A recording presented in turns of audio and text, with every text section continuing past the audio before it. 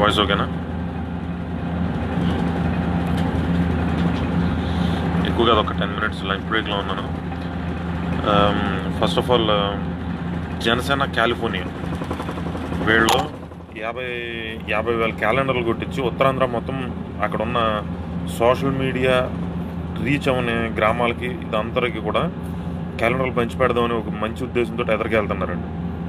అంటే ఒక 50,000 క్యాలెండర్లు ఒక నలుగురు ఒక క్యాలెండర్ మీద చూసి జనసేన ప్రభావం వాళ్ళకి పడిందండి. అంతకన్నా ఏంటి చెప్పండి?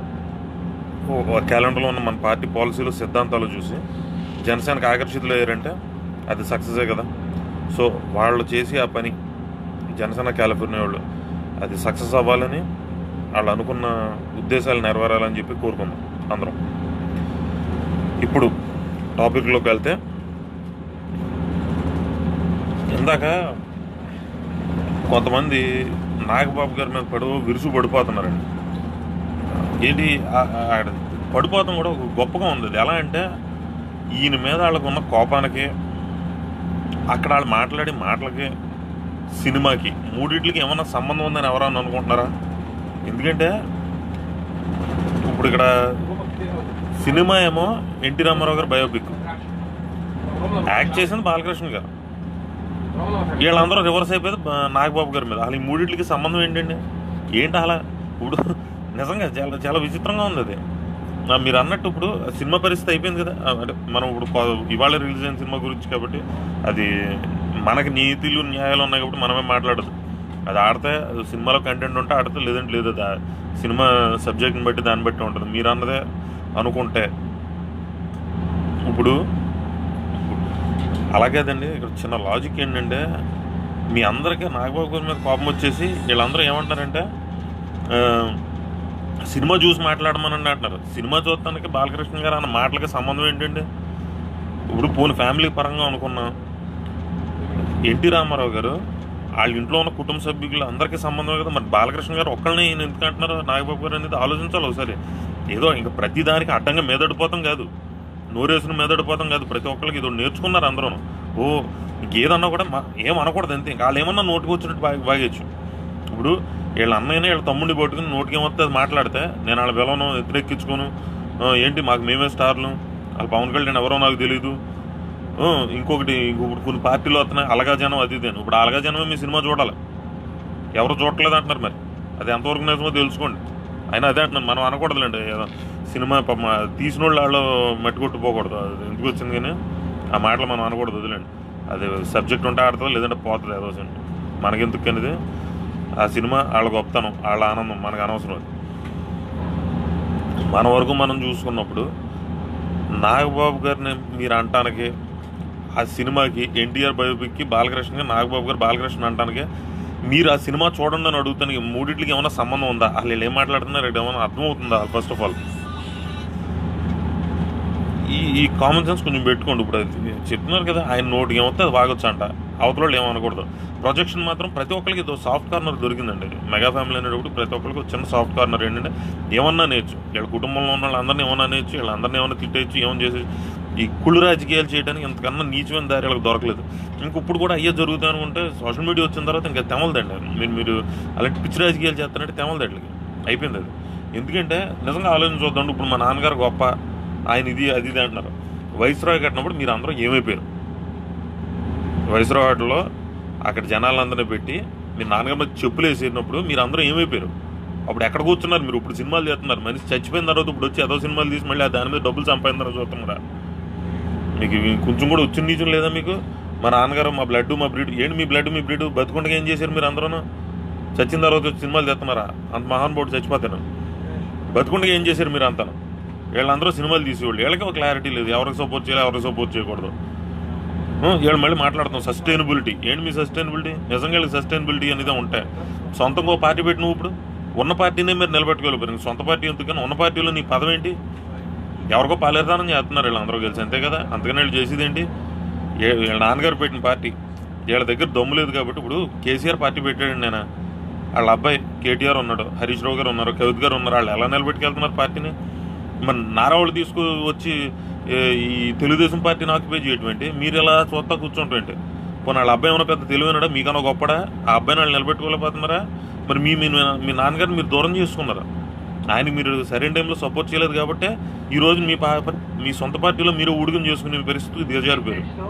వాళ్ళు ఏమంటున్నారు, సినిమా చూసి మాట్లాడమన్నాను నాగబాబు గారు, మేము మామూలుగా ఊరుకోం, అది కాదు ఇది కాదు, నాగబాబు గారు అది లేదు ఆయనే చెప్తున్నాడు కదా. నాగబాబు గారు క్లియర్గా చెప్తున్నాను, నాకు ఏం గుర్తింపు లేదు, నేను మామూలు ఇది కాకపోతే మా అన్నయ్య మా తమ్ముడు అన్నప్పుడు నాకు బాధ వచ్చింది నేను అంటున్నాను. అది కూడా ఆయన ఒక పద్ధతిగా చెప్తున్నాడు. వీళ్ళు మాత్రం అతను బాలకృష్ణ గారు నోటికి ఏమవుతా తిట్టే తప్పేం లేదు, కానీ ఈయన మాత్రం ఏమో అనకూడదు ఇంత మాట. అది కూడా ఏంటి, మీరు ఇలా అంటాం తప్పు, అయినా మేము వదిలేసామని చెప్తున్నాడు అక్కడ. అది గొప్ప విషయం. పలానా దానికి మీరు ఈ మాట అన్నారు అయినా మేము పట్టించుకోలేదు, పలానా దానికి మీరు ఈ మాట అన్నారు అయినా మేము పట్టించుకోలేదు, ఇదే ఆయన చెప్తున్నాడు. ఇతరేమో నాకు అనవసరం, మేమే హీరోలు అది అంత వైలెంట్గా మాట్లాడుతుంటే నేను డిక్టేటర్లోకి చేస్తాను, నా ఇష్టం వచ్చినట్టు నేను చేస్తాను అంటున్నాడు. అది తప్పులేదు అంటే ఎవరికైనా మీరు ఎలా మాట్లాడతాం తప్పు, అది నాకు నచ్చలేదు, అయినా మేము నోరు మూసి కూర్చున్నాం ఎందుకు వచ్చిందని చెప్పి అంటే అది తప్పు అయిపోయింది అంటే వాళ్ళకి. అది పెద్ద బూత్ అంటే వాళ్ళు అందరి దృష్టిలో నోటి ఏమవుతుంది. ఇంకా మీకు అధికారం చేతిలోకి వచ్చేసేటప్పటికి అంత పొగలు పెరిగిపోయినాయి ఒక్కొక్కరికైనా, అంత మదం పెరిగిపోయిందా? సరే వచ్చే రోజుల్లో ఉంది కదా ఏంటి అలాగా జనమా ఏంటి? జనసేనలోనూ ఇంకా చెప్పాలంటే వైసీపీని కూడా తిట్టినట్టే. వైసీపీలో ఉన్న కాపులు, కమ్మూరు, రెడ్లు, బీసీలు, ఎస్సీలు, బ్రాహ్మలు ఎవరైతే వాళ్ళు ఇంకా వీళ్ళ పార్టీ కానోళ్ళు ఎవరన్నా అలాగా జనంతో సమానం వీళ్ళకి. అలాగా అది బాగా చెప్పారండి. అందుకనే ఇప్పుడు అలాగా జనమే మీ సినిమా, మీ పార్టీ వాళ్ళు మాత్రం చూస్తున్నారు మీ సినిమాని. చూడండి ఎంతమంది ఉన్నారు థియేటర్లో, తెలుస్తుంది మీకే. నోటికి ఏమొస్తుంది వాగితే అంత తెలుగు ఊరుకోరండి జనం. ఏమో మీ అది నిజంగా అంతంత మాటలన్నా మనుషులు ఇంకా అలా ఉంచారంటే పార్టీలోనూ, అసలు వాళ్ళకి అవకాశం ఇచ్చారంటే ఒక ప్రైమ్ మినిస్టర్ పోటీ కొజ్జా అని తిడతాడు ఈయన. ఆ మాట మనకు అంటానికి నాకు నోరు రావట్లేదు. అంతంత మాటలు ప్రైమ్ మినిస్టర్ని పట్టుకుని తిట్టేస్తాం. వీళ్ళ బావగారిని ఎవరన్నా అలా తిడితే పెద్దదే అనుకుంటామా, మనం తప్పు అనుకోమా, మనమన్నా ఒప్పుకుంటామా ఎవరమన్నా? అంతంత మాటలు నోటికి ఏమవుతుంది అది బాగేస్తారు. వీళ్ళు ఇష్టం వచ్చినట్టు మాట్లాడతారు, ఏమన్నా చేస్తారు వీళ్ళు. వీళ్ళని మాత్రం ఎవరు ఏమనకూడదు. ఏమన్నా అంటే సిగ్గుంటే సినిమా చూసి మాట్లాడమనండి. ఏంటి సినిమా చూస్తే మాట్లాడతాం ఏంటి అంటే ఆ ఒక సినిమా చూస్తే బాలకృష్ణ మీద ఉన్న ఒపీనియన్ అంతా మారిపోతుందండి జనాలు. లేదంటే బాలకృష్ణ మారిపోయాడా? ఇంతకుముందు ఆయన అన్నమాటలు ఆయన కాదా? లేదు ఈ సినిమా తర్వాత ఆ మాటలు అండని ఏమన్నా మీరు చెప్తున్నారా? ఏంటి మీరు మీ అందరూ బాధ ఏంటో నాకు అర్థం కాలేదు నిజంగాను. ఏంటి మీ ఉద్దేశం ఏంటి? సినిమా చూసి మాట్లాడండి అంటే ఈ సినిమా చూస్తే ఏమవుతుంది? బాలకృష్ణ ఏమన్నా మార్పు వచ్చేసిందా? అదేంటో చెప్పండి పోనీ, మేము తెలుసుకుంటాం ఆ మార్పు ఏంటో, ఆ గొప్ప మార్పు ఆ మనుషులను. ఇప్పుడు వెళ్ళి ఎవరన్నా అడగండి బాలకృష్ణ గారిని, మీకు స్పెషల్ కేటగిరీ స్టేటస్ అంటే ఏంటి అని అడగండి, ఇప్పటికీ తెలియదు ఆ మనిషి. అప్పుడు చెప్పేది గుర్తుందా మీ అందరికైనా? మరి సీఎం గారు చూసి ఆలోచించిస్తారంట. ఏమంటే సీఎం గారు అందరూ స్పెషల్ కేటగిరీ స్టేటస్ వల్ల వచ్చిన నష్టం ఏంటో చూసి సీఎం గారు స్పెషల్ కేటగిరీ స్టేటస్ ఇస్తాడా? అది సీఎం ఇస్తాడా? First of all special category status అంటే ఏంటో తెలీదు, అది ఎవరు ఇస్తారో తెలియదు, దానివల్ల లాభమో నష్టమో తెలీదు. ఇతను మనకి ఎమ్మెల్యే, ఇతను మీరు ఎమ్మెల్యేగా నిలబెట్టిన వాళ్ళు ఎవరో కానీ హిందూపూర్ వాళ్ళకి మీకు దండరా బాబా, నిజంగా హిందూపూర్ వాళ్ళు అందరూ కూడా నిజంగా దండమండి. లేదంటే ఇలాంటి వ్యక్తిని మీరు వాళ్ళు ఎలా ఎన్నుకున్నారా? ఏం చూసి ఎన్నుకున్నారు? ఇతన్ని తలా తోకలేదు, ఓ పాలసీ మీద మా అవగాహన ఉండదు, ఏం చేయాలో తెలియదు, ఓ గవర్నెన్స్ ఏంటో తెలియదు. ఏమనంటే అరిసేద్దాం, తిట్టేద్దాం, కొట్టేద్దాం, బూతులు తిడతాం, కడుపన్నా చేయాలి, ఇంకేదో వచ్చి బాబాయ్ ఇంక ఎత్తుకుంటా పోతే చెత్త అంతా ఉంది. ఇవన్నీ చేస్తున్నాడు. ఇంకొకటి వచ్చేమో ఎవరిని ఎంఆర్ఓ నీళ్ళు కొట్టి కూడా ఇంకొకడు. ఇలాంటి గొప్ప వాళ్ళందరినీ పెట్టుకుని వీళ్ళని ఎవరు ఏమనకూడదా? వీళ్ళు ఏం చేసినా తప్పులేదా? నిరంకుశత్వ పాలన కదా మీది, టీడీపీది నిజంగా నిరంకుశత్వమే మీది ప్రజాపాలనలా లేదు, ఇది డెమోక్రసీ ఏముంది? ఇంకా మీరేమన్నా చేయొచ్చు కానీ అవతలాడు ఏం చేయకూడదంటే ఎవరు చేస్తారా పని? దుర్మార్గులు మీరు చేసే పనులు అయ్యి మరి నిరంకుశత్వం ఇది. ఇలాంటి పరిస్థితుల్లో వీళ్ళకి సపోర్ట్ చేసుకుంటే వెళ్తున్నారు, అది గొప్ప విషయం. అయినా కూడా వీళ్ళకి అడ్డంగా సపోర్ట్ చేసి వాళ్ళే మేధావులని, లోకేష్ గారు మేధావంట, బాలకృష్ణ గారు మేధావంట, మళ్ళీ చేస్తారండి. ఓకే, అది చూస్తే మాట్లాడుకుందాం. కానీ ఇక్కడ ఒకటండి, లాస్ట్ బట్ నాట్ లీస్ట్, ఈ లైన్ ఏంటంటే నాకు నాగబాబు గారు ఇన్నాళ్ళ తర్వాత రియాక్ట్ అవ్వటం ఏంటి అని వాళ్ళకి మాత్రం ఒక క్లియర్ పాయింట్ ఒకటి చెప్తాను చూడండి. ఏమంటే చిన్నప్పుడు మా తాతగారు చెప్పిన మాట ఇది, అవతలోని పూర్తిగా తప్పు చేస్తున్నప్పుడు తప్పు పూర్తిగా చేయనియండి, 10 మందికి తెలుసుకొని ఆడు చేసిన తప్పు అని. అంతా జరిగిపోయిన తర్వాత అప్పుడు అంటే ఆడిని ఎరినాలోకి లాక్కొచ్చి బ్యాటిల్ ఫీల్డ్లోకి లాక్కొచ్చేసి మధ్యలో పెట్టి చుట్టూరు మూయటం మొదలెట్టు. నీ ఒంటి మీద అవసరంతో చారకోవడం అంటే తప్పలేదు, కొయ్యనియండి. దెబ్బ తిని ఆడ దమ్మేంటో చూసి ఆడ అలిసిపోయే వరకు నువ్వు వాడిని తిప్పి ఆడి నోటికి ఏమవుతుంది వాగేసి ఇంకా నా ఇష్టం అన్నట్టు రెచ్చిపోనిచ్చి అప్పుడు మధ్యలో నిలబెట్టి చుట్టూరు మూసేసి పోట్లు పొడిసేస్తాం ఇంక పట్టుకుని. ఇప్పుడు అదే జరుగుతుంది అక్కడ. ఇన్నాళ్ళు చూసాడైనా ఇప్పుడు శిశుపాలుడి తప్పులు కూడా లెక్కేస్తారు కదండి, అలా లెక్కలన్నీ వేసి ఇప్పుడు కరెక్ట్ టైం. అవును, రాజకీయంగా వాడుతున్నారంటే తప్పేంటి?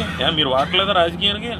మీరు వాడి నీచమైన రాజకీయంతో పోలిస్తే ఇదే పార్టీకి అసలు ఇది తప్పే కదా. ఇది ఈయన టైం చూసి వాళ్ళు చేసిన తప్పులు మాత్రమే చెప్తున్నాడు తప్ప మీరు లేని అబద్ధాలు కూడా ఎన్ని చెప్పారు మీరు అందరూ కలిసి? వీళ్ళు ఏమన్నా చేసే చదివి చెప్తున్నాను కదా, వీళ్ళు ఏం చేసినా అది సంసారం. ఇప్పుడు ఈయన సడన్గా మోడీతోటి ఆ రోజున 2016లో పవన్ కళ్యాణ్ గారు బయటకు వచ్చేయండి అన్నారు అనుకోండి, అది తప్పు. అప్పుడు వీళ్ళు కలవకూడదు. వీళ్ళు ఆయనకి ఏం తెలవదు, ఊరుకోండి, అవగాహన లేదంటాడు. 3 సంవత్సరాల తర్వాత ఈయన బయటకు వస్తే మాత్రం ఈయనకి అవగాహన ఉన్నట్టు, ఈయన అన్నీ తెలిసినట్టు బయటకు వచ్చేయమంటాడు. ఇప్పుడు మళ్ళీ ఈయన కాంగ్రెస్తో కలిసిపోతాడు. అది మనం తప్పు అంటే మళ్ళీ మన తప్పు. అంటే వీళ్ళు ఏం చేస్తే తప్పు, వీళ్ళు చేస్తే సంవత్సరం, పక్కడు చేస్తే వ్యభిచారం.